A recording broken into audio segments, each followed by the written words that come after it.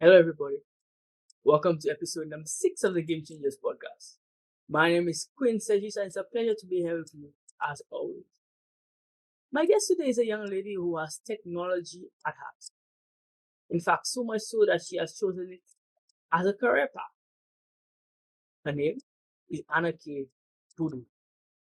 Before we get into today's episode, I must advise you that this episode is a little bit different than usual.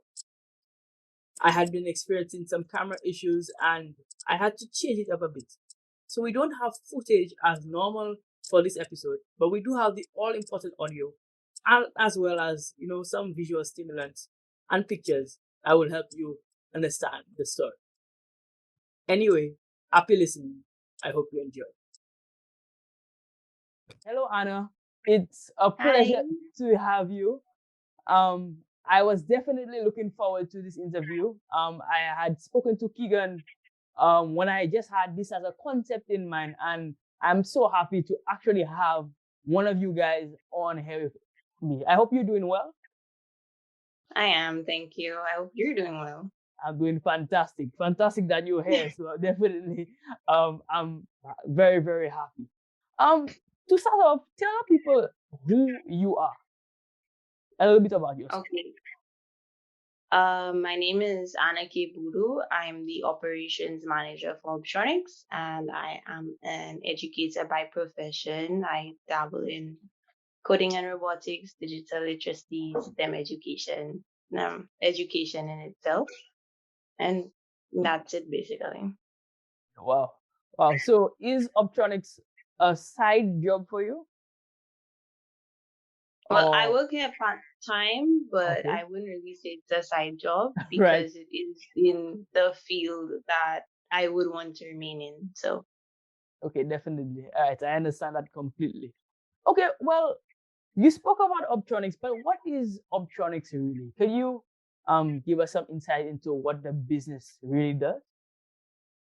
okay, sure. Optronics is a technological company. We were founded in July of 2020 by Keegan Patrick and Shigon Rosary. Also, Dion Rikai was one of the founding team members as well. What we do is that we offer three services, which are web and app development, rapid prototyping, and STEM education services in the form of workshops and trainings. And we do all of that in an effort to change the technological landscape here in St. Lucia. We're trying to change how we do things and how we view technology and how we automate our processes and also offer services that might not have been available before in-house or on island, however you like to look at it. Nice, nice. I really think that's something that is pretty amazing. But how did you in particular get into this space? Well, it started in 2018. I got to participate in an international robotics competition called the First Global Challenge. And it was through that competition that I met Dion, I met Shigon, I met Kian, um, and quite a few other people, well, young people involved in technology in St. Lucia. So from there, I've been involved in the field. I've hosted a few workshops, participated in trainings, participated in symposiums, forums, whatever you want to call them. And I think it was last year I was the facilitator for Optronics' digital literacy program. The Wow. co-facilitator actually it was me and Debbie Frederick. We were the two facilitators. And after that, a position opened up and they asked me if I wanted to fill in. Nice, nice. Wow. Yeah. So I see that has been a passion of yours for some time now, correct? Yeah, yeah. I guess you Definitely, can say that. definitely. So I was looking at your guys' website, and I was looking at some background information on the founders. And I saw, their resume is pretty interesting for young people.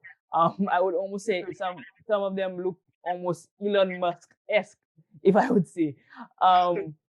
And I think, their background really speaks to people who are motivated to bring technology to the Caribbean and St. Lucia in particular. But what really inspired them, I guess, because correct me if I'm wrong, are you one of the founders? No, I'm not. Okay, all I'm right. the operations manager. Yeah. Right. So from what you know, what really inspired them to turn this from just a passion and make it an actual business? Okay, well, from what I've understood from what Zico and Keegan have spoken about, one experience that opened their eyes as to the technological gap between countries like St. Lucia, and bigger countries like the US, the UK, and European countries was participating in that same First Global Challenge. They were part of the team in 2017. And when they went there, they realized just how many resources these teams from those countries had at their fingertips. Like we could use trial and error methods to, fine tune your reward. But then when you go to that competition and you look at people's engineering documentations, you see that they've been using virtual reality, they've been using AutoCAD, they've been using simulations, instead of taking the time to build it and break it back down. You're able Right. to use technology to make their processes more efficient and in the process make a better robot. And I know they spoke about that as being one of the experiences that kind of showed them how far behind we are in terms of technology and our development in the Caribbean. Hmm. Um, but I also know that they've been involved in those technological spaces from their time at St. Mary's College. Right. Right. So they've been there for a while. I'm sure they've seen a lot of stuff. And this is something that they're both passionate about and they wanted to do. I'm not sure what exactly prompted the start in July 2020. But Right. with COVID, a lot of things changed for a lot of people and a lot of Definitely. opportunities opened up. Yes. So they took that leap and we're here today.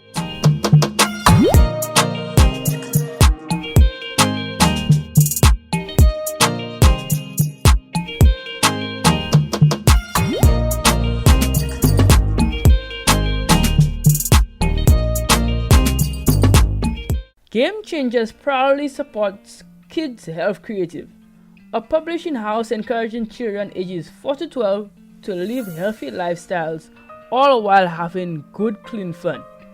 Get their latest book, Be Smart, at 10% off when you use promo code QUINNST at checkout. That's QUINNST at checkout. Get yours today.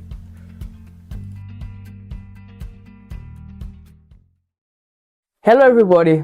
I hope you're enjoying the episode. This episode was made possible through a platform called Riverside FM. It's a platform that I've grown to love, and it really does justice to creators. Unlike Zoom or other platforms, it records content locally and then uploads it to the cloud, so you have a seamless video. If you are a creator and looking to get into this space, this is the platform for you. Click the link down below to get started today. Want access to all things Game Changers? Here's what to do. Visit our website at www.changers758.myshopify.com. Get access to the latest podcast. Check out our weekly chess moves. Get yourself some neat merch, and so much more. We look forward to seeing you. Log on today.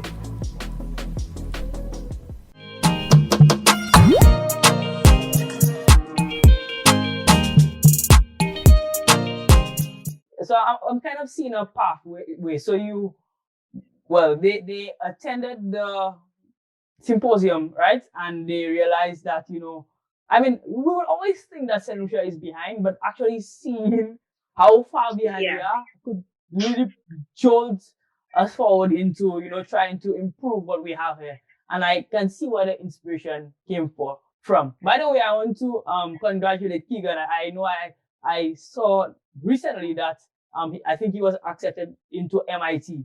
That's a Yeah. amazing accomplishment. Massive congratulations to him. Continue Yeah. to make us solutions proud, and I know for sure your family as well proud. That's a big accomplishment. Okay. So moving on, continuing. Um. Okay. So you spoke about robotics, right? And Yeah. why do you think robotics is important in this socio-economic landscape in the Caribbean? Okay, well, I think that robotics is important just because of the versatility of the field and also because of the fields that make up robotics. It is interdisciplinary, meaning that multiple fields overlap to create the field of robotics. So I do feel that it's one of those fields that can be applied virtually anywhere and it touches majority of the industries that we have here. Mm, Even if, you know, using robots for production or installing robots in different businesses might not be something that we start anytime soon. I do see robotics as a way for us to start automating processes and becoming more efficient, saving time, saving money, upskilling our workforce more importantly, because robotics as an educational tool is also very, what do you call it? It helps. Like it's one of these ways that children learn and they don't even realize the processes that they're employing to do that. yes. But when they're done doing a robotics project and they go back to school or they go back to work, the things that they've learned subconsciously, they apply it in those processes and it helps everybody in the long run. So Yeah. like critical thinking, doing like quick analysis of situations, trial and error. And most importantly, I would say one of the things that robotics teaches you is just like not giving up. Because if there's a problem, you have to solve it. Like if you don't solve it, the robot won't work. So Right. yeah, you don't really have a choice at the end of the day. Wow. Yes, and I get the link, not giving up and robotics. Speaking about coding though, I know that, that's a major part of what you guys would do when it comes to robots. Mhm. Why should a young person learn how to code? Okay, well, coding is a great way to just it's I would say it's almost like a pathway into the tech world. Hmm. You might start off in code and it could take you to places that are not necessarily where you sit down as a developer, but into fields that would use code or use the principles that you would have learned through code. It's also a great teaching tool. Again, the same thing with robotics, learning different principles that you can apply all across the board subconsciously. And code makes a lot of things easier. When I speak about automation, a lot of people, sorry, would think about, robots in the workplace and all of that. But automation could be something as simple as using Python on an Excel spreadsheet Right. to make your data collection easier. Yeah, to make it more streamlined, to reduce human error. It helps a lot of us daily. I mean, look, we're on Zoom. Like this is somebody's app. This is something that they took time to sit and code. So even if you might not create the next big application, sorry, or the next big website, just knowing how to code is a skill that you can use. It's something that allows you a lot of variety in choosing a career pathway. And even if you don't like it, the determination and the time that you would have put into it will always pay off because you learn other things along the way as well. Wow. I like that. I like that. So young people, you heard what she said. Coding is a skill that is very good to have, right? It's something good to learn, even Yeah. if it's base level, like very basic languages that you learn. Hmm. It's something good to have on your resume, and it's something good that could help you, do some small scale things to improve yourself and improve your business, make yourself more valuable. Now, okay, so we spoke about the real technical side of things, but what type of person really should get into a business like yours? Like, what type of um characteristics should said person have? When you say a business like mine, do you mean technology in general or do you mean optronics specifically? So both of them actually. So either or both of them. Whichever one you want to answer.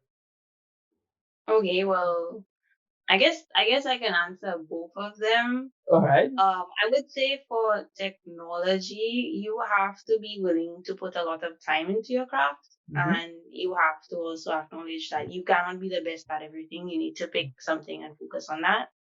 Um, you need to be up to date because technology is always changing. There are always new ways of doing things. You need to be open to changing your processes as well. Um, but just that you so analytical thinking, open to learning, open to training, dedication, consistency is really important because without consistency, you're not really going to make any progress when you're learning anything new. Um, just these skills in particular, you don't really need much of anything to get started. There are lots of free resources out there. Right. And after you've done some of the free resources, hopefully, I mean, by the time you will know what you're most interested in actually spending money on to upskill in that area. Wow. So that's kind of it for technology. But for optronics, I would say um, we do like to engage people who are professionals. You don't have Mm-hmm. to be the most experienced because everybody has to start somewhere. But we do like people who, they're thinkers, Right. they're creative. And when I say creative, I don't necessarily mean like, art and all of that. I mean, you can, but that's not exactly what I mean. I just mean you be Right. able to look at a situation and say, hey, there are other ways to do this. We like people who are interested in improving themselves always, Mm. like looking at today, the person you are today, and then saying, I can always do better tomorrow. So even if Right. you make a mistake, that's not the end of the world for you. And we like people who are just fun, or like, good natured, nice to talk to, that Right. kind of stuff. Yeah. All right. All right. Really, yeah, I can kind of picture a type of person from what you said for both fields, and I think professionalism goes across the board though. To be successful in anything, you need to become and develop yourself and become a professional to a certain point. So definitely I get where you're coming from. Mm-hmm. I also want to say, I read a book, the book Start With Why by Simon Sinek. And he was saying, that sometimes there are different types of people who get into different industries. There are some people who are why people, and there are other people Mm-hmm. who are how people. So the why people is generally the visionary. So somewhere like Steve Jobs, you listen to the story of Steve Jobs and you think, okay, well, this guy must have been a brilliant coder, and then you find out that he barely wrote any lines of code if he did any coding, right? So he was more of a why guy, what the technology was trying to achieve, and that but then he had so many how guys like was on his team, um who knew what it took to Mm-hmm. get to that level. So I think both sides of the coin can definitely fit themselves in technology. You don't have to be one. There's not Yeah. only one way, only one path to get into the industry. So I think definitely, people should definitely look into, finding a way to fit themselves into the industry. It doesn't necessarily have to be, the path that everybody else takes. Would you agree with that? Yeah. Definitely. Yeah, I agree. I could also say that for every person who asks a why and decides that they have an idea as to, Mhm. why this happens, or for every person who has a business idea or some idea for a new app or something, there's a team of people doing the how behind them. Yes. Yeah, a lot of people think you can, I mean, simple robots for students and children, you can probably build those on your own, but industrial robots typically have a team of people working Mhm. on them. Even data analysis typically has a team of people working on a huge set of data, you know. Web Yes. development, app development, these are typically teams of people. Each person has their field or their passion that they focus on, whether it's user interface, user design, whether it's the back end, the front end, um, marketing, sales, all of these people have a place. So even if you don't code, even if you don't understand the line of code, there Right. still is a place for you in tech. Like, you know, somebody still has to sell it. Somebody still has to buy it. Somebody still has to do all the other things, the administrative duties, the accounts, everything. So Right, yeah. right, lovely. And on the topic of diversity in the tech field, I saw that you were a part of women's was it a women's symposium or something about Or women people in being in science. STEM. All right. Yeah. Speak about that. How did that go, first of all? And why do you think that women only make up about like a 28% of the tech field? Well, the Women in Science Forum was really nice. It was organized by Joanne Noville and the rest of the team at the Sustainable Department of Sustainable Development Mm-hmm. with the ministry. So we spoke to students and also government workers and officials about our different fields, what we do, how we got there, that kind of stuff. I kind of left most of my time open for questions. So I did have some nice discussions with people as to, what they thought about tech, what they thought about what we were doing. People had suggestions, they had ideas, they wanted to reach out. It was a really nice opportunity to socialize. We haven't had many of those since COVID hit, so that was refreshing, for once Yes. being in person instead of always on Zoom or Google Meet or whatever it was. As for why I think the tech field is lacking women, Mm-hmm. um, I would say it probably has to do with the fact that maybe women, well, not maybe, women have not been in the space for as long as men have. So, as with anything else, when you're just starting out, you're going to be the minority. But I do believe that as a society, we're taking steps to alleviate that issue. And soon we'll be at a place where there are maybe just as many women in these fields as there are men. Traditionally, most people relegate women to roles in sales or the front desk or customer service. Yeah, they don't really see you in tech or in robotics or in anything like that. I mean, one of the questions I always get when I talk about it is, robotics, like you're building robots, like what's that about? Yeah, but it's it's a process. But I will say that it's going well. I've met several young women who inspire me and make me feel like there's still hope out there for Definitely. diversity. Hmm. Definitely, definitely. And you can be a trailblazer in terms of being a trailblazer in St. Lucia, and this is what this podcast and this space is for, to bring to awareness, the young people and the young women, specifically in this case, who are doing things outside of the box and things that, people generally don't associate, maybe with people, someone like you. So that's definitely what this space is for. And I'm glad, that we got into that. I want you to let you know specifically that, you should definitely keep up the good work and, continue to inspire young women to get into the tech field, because we definitely need their voices in that field.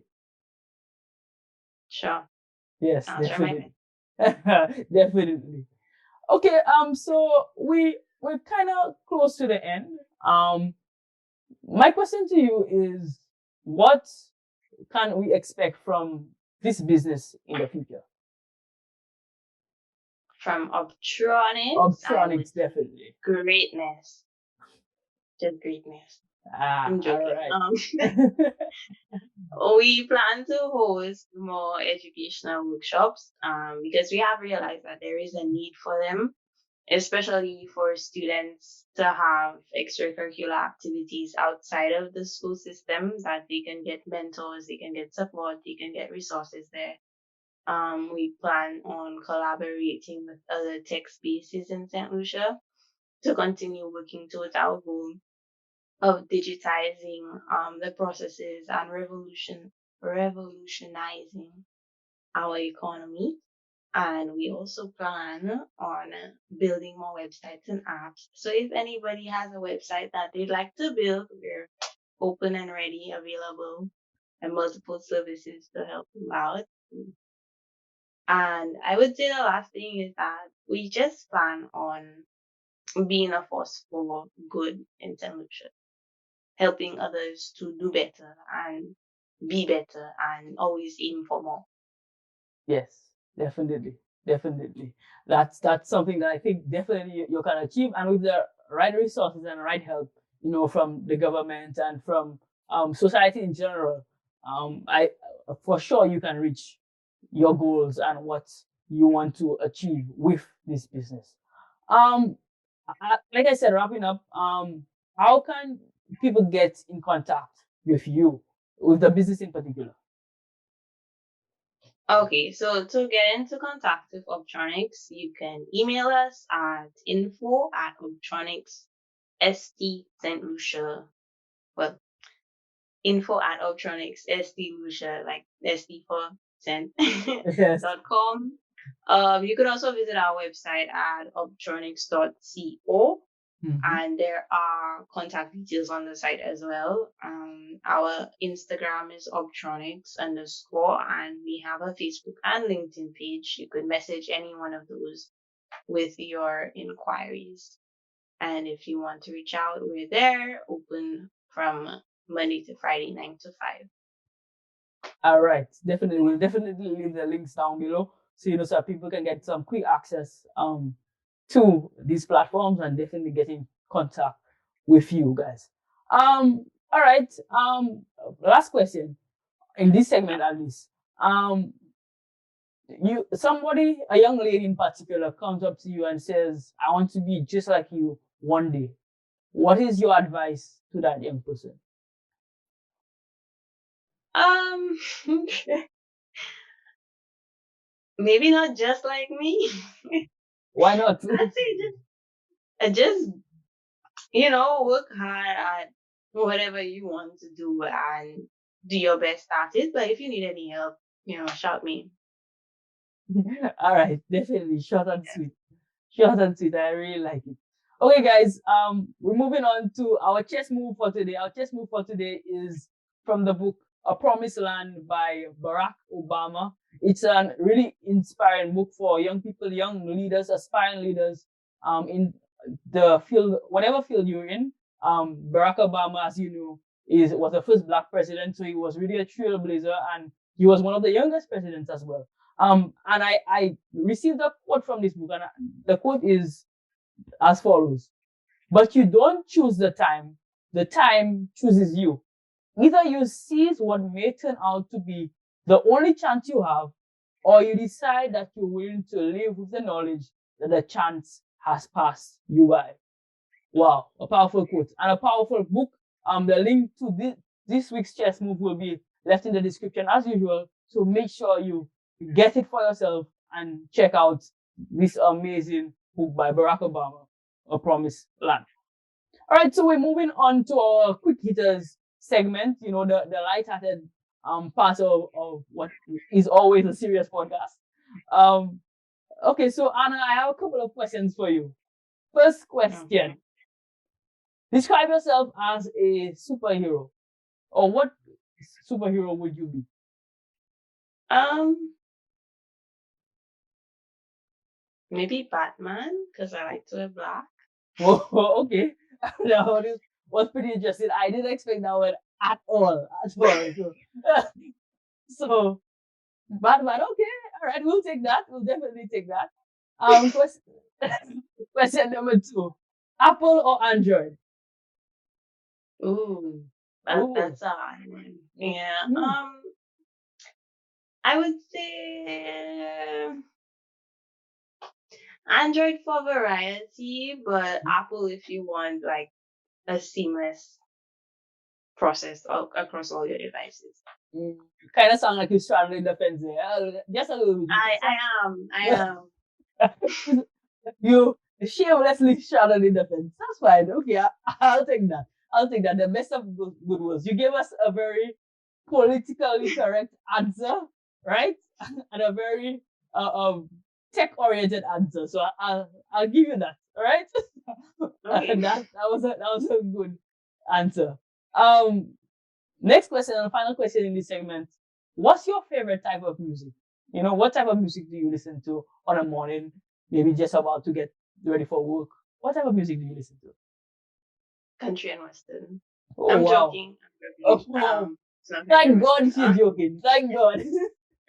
Um, I listen to a variety of music. I would say my top three Afrobeat, soca, and dancehall.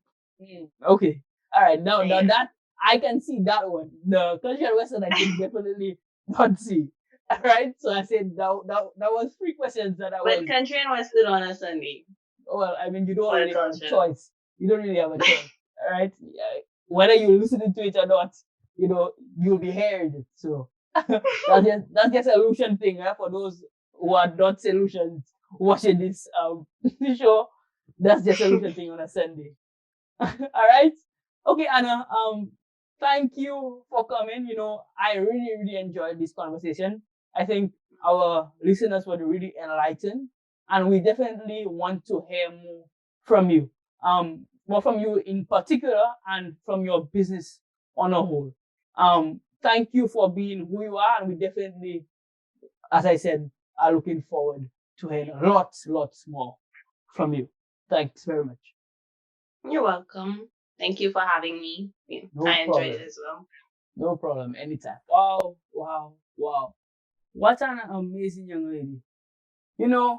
I think we as Caribbean people and solutions in particular need to take a page from Anna's book, Anna and Orbtronics book, and look into the future and look to sustain our future in ways that are outside of the box. And this is what Game Changers is about, encouraging young people to do things out of the norm and to inspire them to build a better tomorrow. This was Game Changers episode number 7. I hope you enjoyed listening as much as I did.